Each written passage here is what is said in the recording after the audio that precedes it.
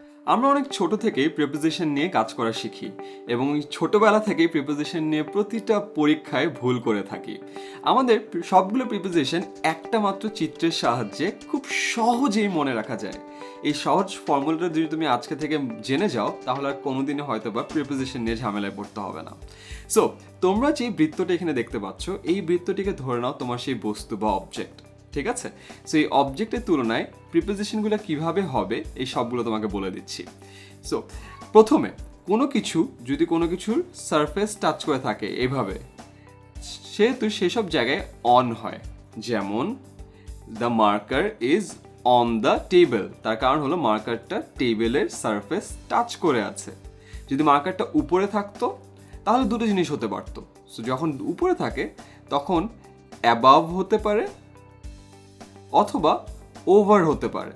এখন তোমার মনে প্রশ্ন আসতেই পারে, ভাইয়া কখন অ্যাবাভ হবে এবং কখন ওভার হবে? এটার অ্যান্সার খুব সহজ। যখন উপরে কোনো একটা জিনিস আছে সেটা গতিশীল, সেক্ষেত্রে ওভার হবে।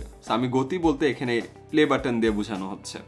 যেমন the boy ran over the fence, যেহেতু এক ছেলেটি দৌড়াচ্ছিল সেহেতু এখানে ওভার হবে। আর কোনো বস্তু যদি স্থির থাকে বা পজড থাকে সেক্ষেত্রে অ্যাবাভ হবে।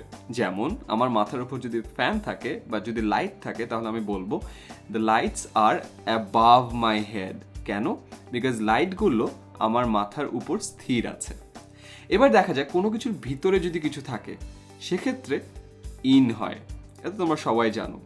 ওই ভিতরে ওই পুরো জিনিসটার ভিতরে যদি আরও ছোটো জায়গায় আরেকটা জিনিস থাকে সেক্ষেত্রে অ্যাট হয়। যেমন I live in the world at Bangladesh. So বড় জিনিসটার আগে ইন হয়, ছোট জিনিসটার আগে অ্যাট হয়। কখনো যদি কোনো কিছুর ভেতর দিয়ে কোনো জিনিস চলে যায় তখন হতে পারে থ্রু। যেমন the boy ran through the jungle. হতে পারে across, the player ran across the field.